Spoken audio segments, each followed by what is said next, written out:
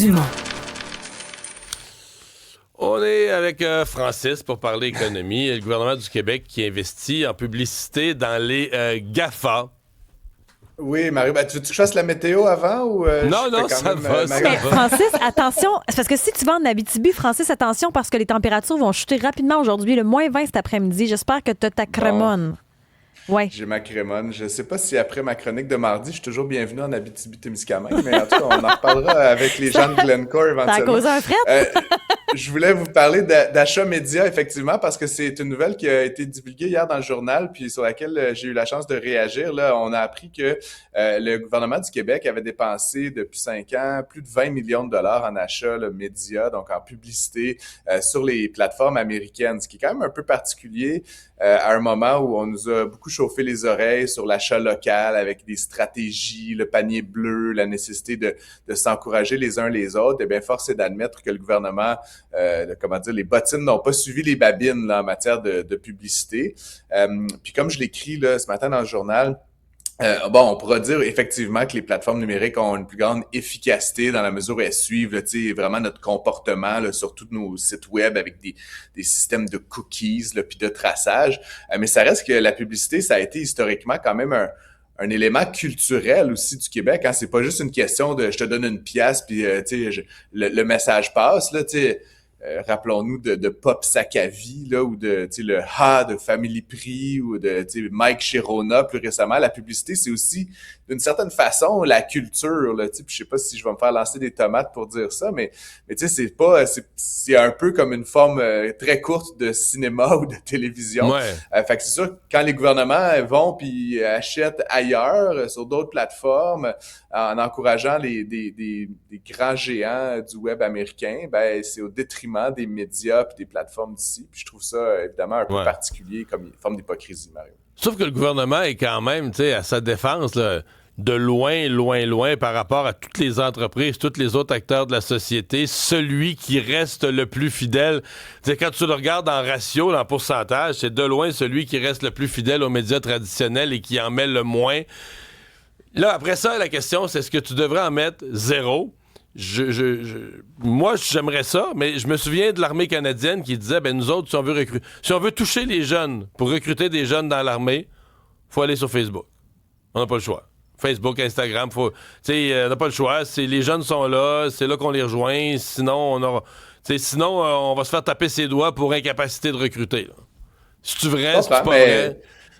Je sais pas si c'est peut-être vrai. Je pense que surtout que ça témoigne d'un grave manque d'imagination puis ultimement Mario, si tu projettes ça dans un futur éloigné, ça veut dire qu'ultimement, si on veut agir dans ce pays, il va falloir toujours s'en remettre à des plateformes étrangères qui contrôlent ce qu'on peut et ne peut pas mettre. Oui, malheureusement. Moi, ça me dérange. J'exprime un profond désaccord avec cette vision-là. Moi, j'exprime un profond désaccord. Je suis même pas sur Facebook. Je déteste Meta. Mais ce que je me rends compte, c'est que tout le monde semble avoir accepté qu'on en est dépendant. Que c'est même pas débattable, c'est même pas discutable. Nous sommes collectivement dépendants. Les jeunes se rejoignent par Messenger. Tout le monde a accepté qu'on est dépendant de Meta, là. C'est un moyen de communication de base de nos vies. Peut-être. Encore une fois, comme je dis, c'est la situation qui est celle d'aujourd'hui. Puis, tu sais, je te ramène il y a 10-15 ans en arrière, c'était MySpace ou je sais pas trop quoi. Tu sais, c'est pas inéluctable que ça soit... Non, mais tu sais, les gens fréquentent ce qu'il y a, puis ce qui est de qualité, puis ce qui est bien financé. Puis, tu sais, là, je te ramène quand même sur un autre terrain, Mario, parce que là, actuellement, en Europe, il commence à y avoir quand même une forme de concertation entre les pays pour dire c'est assez, là, cette espèce de chantage perpétuel des grands géants, des plateformes numériques. Tu sais que plus tôt cette semaine, les bureaux de X, là, ancien Twitter, ont été perquisitionnés par la police française. Puis là, Elon Musk, il va là, c'est un gouvernement totalitaire, là, puis de campagne de salissage contre le gouvernement démocratiquement élu de la France. De même, en Espagne, on a proposé, comme en Australie, de limiter l'accès aux réseaux sociaux aux moins de 16 ans. Même affaire, ces espèces de milliardaires oligarques qui viennent nous dire ce qu'on peut et ne peut pas faire dans nos propres pays. Je trouve juste ça particulier que les gouvernements ensuite se tournent de bord puis donnent des millions et des millions de dollars à ces gens-là. Tu sais, je veux dire, après, je comprends ce que tu dis, mais c'est là où il faut comme un peu faire la part des choses.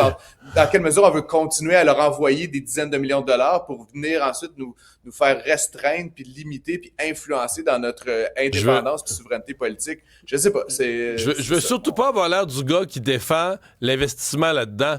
je suis juste le gars un peu découragé, les bras le long du corps, qui constate comment, d'une manière que j'ai pas vu, comment est-ce qu'on est devenu collectivement aussi dépendant d'entreprises, aussi tout croche, aussi mauvaise.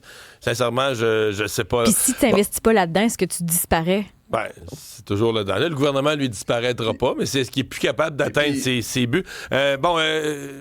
Francis, commerçant du centre-ville, là, qui profite de la fermeture du géant Labbé. Oui, ben c'est une bizarre, information hein? un peu.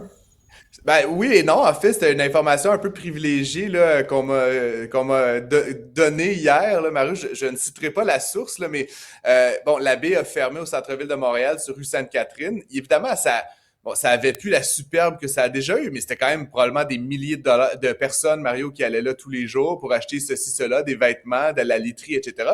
La bâtisse est complètement abandonnée maintenant. Elle n'opère plus commercialement. Et donc là, c'est le reste de la rue qui en bénéficie parce que les gens vont chez Simons, ils vont chez Foot Locker, ils vont acheter des fringues et des chaussures et des équipements électroniques dans d'autres boutiques. Et là, on me dit carrément là, que c'est la folie. Là. C'est un changement, le mot qui a été dit, c'est un changement tectonique, Mario, sur la rue. Et donc, écoute, tant mieux, mais c'est comme drôle parce que parfois, le malheur des uns, tu sais, l'abbé, on a quand même un peu pleuré le départ de cette entreprise-là. Le malheur des uns fait le bonheur des autres. Là. Mais il y a quand même une bonne nouvelle derrière ça, parce qu'une des craintes, c'était que l'abbé agisse un peu comme un navire amiral qui entraînait les consommateurs vers le centre-ville, puis que son départ allait diminuer l'affluence générale vers le centre-ville. À travers ce que tu nous expliques ce matin, ça veut aussi dire que les gens sont encore là, puis ils magasinent ailleurs, là. Effectivement, apparemment à court terme, en tout cas depuis la fin de l'année dernière, Mario, ça a un effet plutôt très positif sur les commerces qui sont encore là. Puis sachant que justement, des fois, le commerce de détail a un petit peu de la misère à boucler les fins de mois, ben c'est sûr qu'une influence même de 5 ou 10% additionnelle, ça peut faire la différence entre une entreprise qui périclite puis une entreprise qui est profitable. Donc, viva la rue Sainte-Catherine pour ceux et celles qui s'y rendent. Merci Francis, bonne fin de semaine. Bon week-end.